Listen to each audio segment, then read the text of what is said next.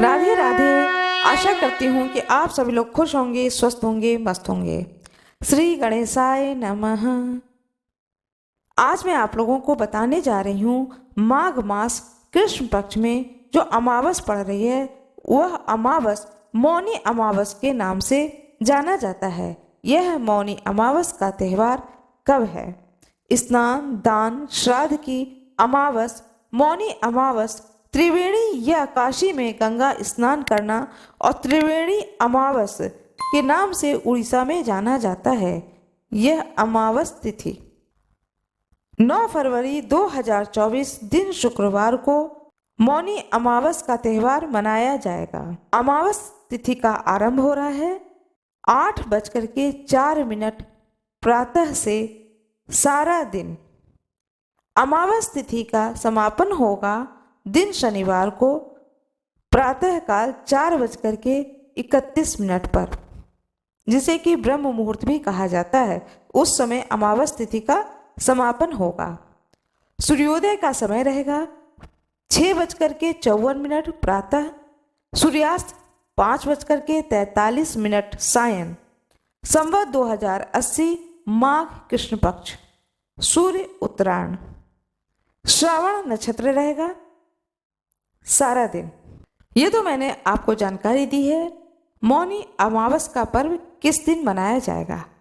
अब मैं आप लोगों को बताने जा रही हूँ कि इस पर्व को किस प्रकार से मनाया जाता है। मौनी अमावस, जैसा कि नाम से ही पता चल रहा है कि मौनी का मतलब होता है मौन रहना। मौन रह करके इस दिन स्नान किया जाता है, दान किया जाता है। स्नान दान के बाद ही बोलने का विधान है, यही हमारे शास्त्रों में बताया गया है। प्रातःकाल ब्रह्म मुहूर्त में उठ करके बिना बोले नित्य कर्म करने के बाद में गंगा जल मिश्रित जल से स्नान करना चाहिए। उस जल में थोड़ा सा काला तिल भी मिलाया जाता है, उस जल से स्नान करना चाहिए। स्नान करने के बाद में सूर्य भगवान को जल दें। यदि आप किसी तीर्थ स्थान में जाकर स्नान कर रहे हैं तो और भी अच्छी बात है। गंगा स्नान हो, त्रिवेणी स्नान हो, नर्मदा नदी के स्नान हो, गोदावरी नदी के किनारे स्नान हो, सरयू नदी के किनारे स्नान हो, यह और भी शुभ फलदायी होता है। स्नान करने के बाद में सूर्य भगवान को अर्घ दें। सूर्य भगवान को अर्घ देने के बाद में सबसे पहले अन्न का दान किया जाता है, जिसे कि सीधा का दान कहा जाता है।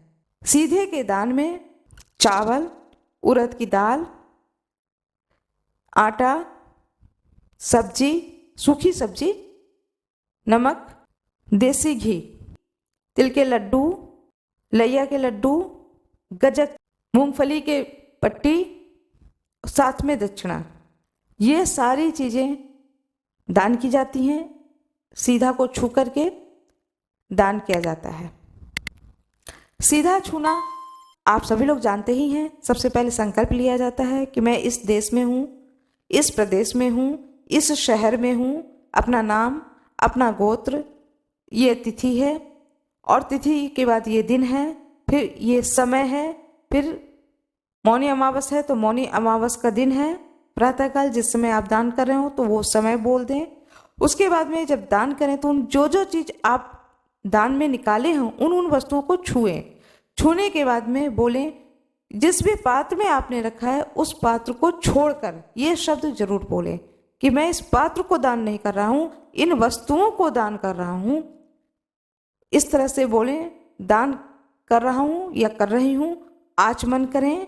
आचमन करने के बाद में दक्षिणा रखें और बोलें कि भोजन के बाद में यह मैं दक्षिणा भी दे रहा हूँ।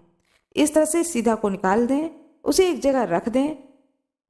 दिन भर में जब भी आपको समय मिले किसी भी ब्राह्मण को मंदिर में जाकर दान कर दें। इस तरह से सीधा निकाला जाता है। इसके बाद बोला जाता है। इस प्रकार यह त्यौहार मनाया जाता है। मौनी अमावस के दिन भगवान नारायण और माता लक्ष्मी की पूजा की जाती है।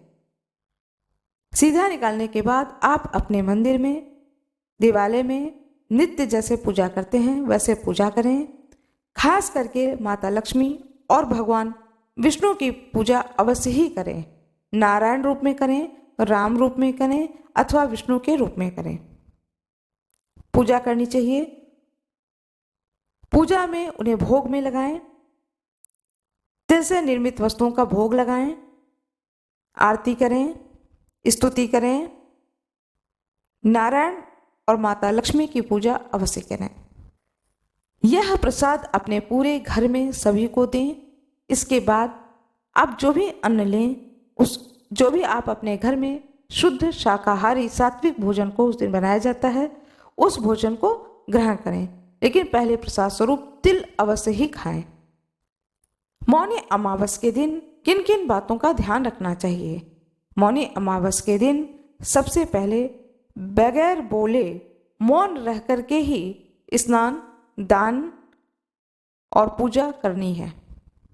मौनी अमावस के दिन हो सके तो तीर्थ स्थान में स्नान करें, जो कि और अधिक पुण्य फलदायी माना जाता है। मौनी अमावस के दिन जब आप दान कर लें, उसके बाद मीठा तिल, चाहे वो काले तिल के लड्डू हों अथवा सफ़ेद तिल के लड्डू हों, तिल के लड्डू अवश्य ही खाएं। उसके बाद ही किसी और अन्न को ग्रहण करें। नंबर 4, दक्षिणा अवश्य ही निकालें। यदि आप किसी ब्राह्मण के लिए उस दिन किसी भी कारणवश सीधा नहीं निकाल पाते हैं, तो एक व्यक्ति के भोजन, एक समय के भोजन के बराबर दक्षिणा अवश्य ही निकाल दें। जब भी समय मिले, अमावस का दान अमावस के दिन ही घर से निकाल देना चाहिए, उसे दूसरे दिन के लिए नहीं रखना चाहिए। इस बात का भी ध्यान रखें। अमावस तिथि पर किसी के भी घर का भोजन ग्रहण ना करें, इस बात का ध्यान रखें। हो सके तो अपने पितरों के लिए तर्पण श्राद्ध अवश्य ही करें, जिससे कि आपके पितर आप पर प्रसन्न हो, पितृदोष की समाप्ति हो और आपके कार्य जो रुके हुए हैं उसमें आपको सफलता मिले। आशा करती हूँ कि आप लोगों को यह वीडियो अच्छी लगी होगी। यदि यह जानकारी आप लोगों को अच्छी लगी है तो कृपया वीडियो को लाइक जरूर करिएगा, अपने दोस्तों को, अपने जाने वालों को, रिश्तेदारों को शेयर करिएगा, जिससे कि वे भी इस जानकारी का लाभ उठा सकें। कृपया वीडियो को लाइक जरूर करिएगा, जिससे कि यह वीडियो आगे बढ़े। आपका लाइक, आपका प्यार मेरे विश्वास को बहुत अधिक बढ़ाता है। चैनल को सब्सक्राइब करिएगा, बेल आइकन अवश्य ही दबा दीजिएगा। आप सभी लोगों का बहुत बहुत धन्यवाद।